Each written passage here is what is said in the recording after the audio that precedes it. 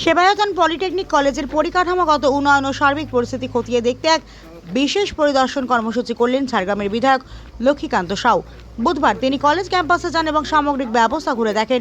পরিদর্শন শেষে কলেজ কর্তৃপক্ষের সঙ্গে এক গুরুত্বপূর্ণ বৈঠকে বসেন বিধায়ক। পলিটেকনিক কলেজের পঠন পাঠনের মান উন্নয়ন, পড়ুয়াদের সুযোগ সুবিধা এবং কলেজের বিভিন্ন জরুরি সমস্যার স্থায়ী সমাধান নিয়ে বৈঠকে বিস্তারিত আলোচনা হয়। কলেজের সামগ্রিক পরিবেশ ও শিক্ষা ব্যবস্থার আরও উন্নতি ঘটাতে এই আলোচনা অত্যন্ত ইতিবাচক ভূমিকা নেবে বলে মনে করছে কলেজ কর্তৃপক্ষ ও স্থানীয় মহল। আমাদের এই সেবায়তনের পলিটেকনিক কলেজ এখানে আসার ছিল, যেহেতু গভর্নিং বডিতে আমি আছি, তো এমএলএ হিসেবে প্রথমবার এলাম। প্রিন্সিপাল মহোদয় সাথে ছিলেন, সমস্ত স্টাফ, অফিসার্স, অ্যাসিস্ট্যান্ট প্রফেসর সবাই ছিলেন।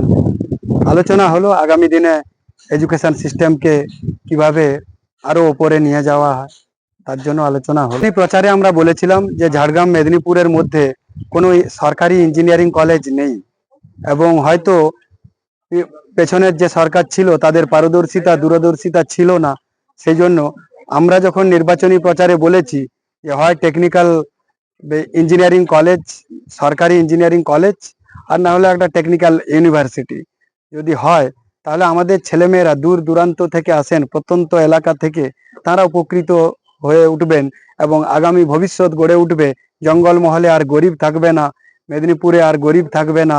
আইআইটি রয়েছে আমরা জানি, হয়তো আইআইটির জন্য প্রশাসন করেনি, কিন্তু আইআইটিতে তো শুধু আমাদের জঙ্গলমহলের কোনো শুধু ছেলেমেয়েরা তো পড়ে না, কিংবা তাদের জন্য তো কোনো এক্সামশন সিস্টেম নেই।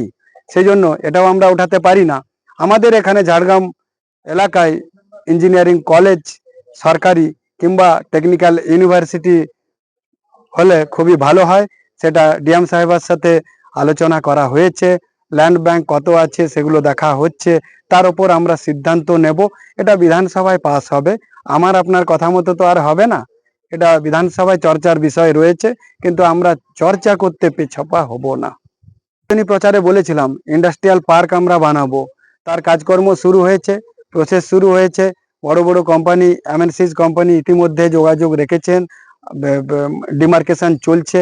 খুব তাড়াতাড়ি আমরা তার রূপ দিয়ে দেব এবং খুব তাড়াতাড়ি আমাদের এখানে ইন্ডাস্ট্রিয়াল পার্ক হবে, যাতে ঘরের ছেলেমেয়েরা ঘরেই থাকবে।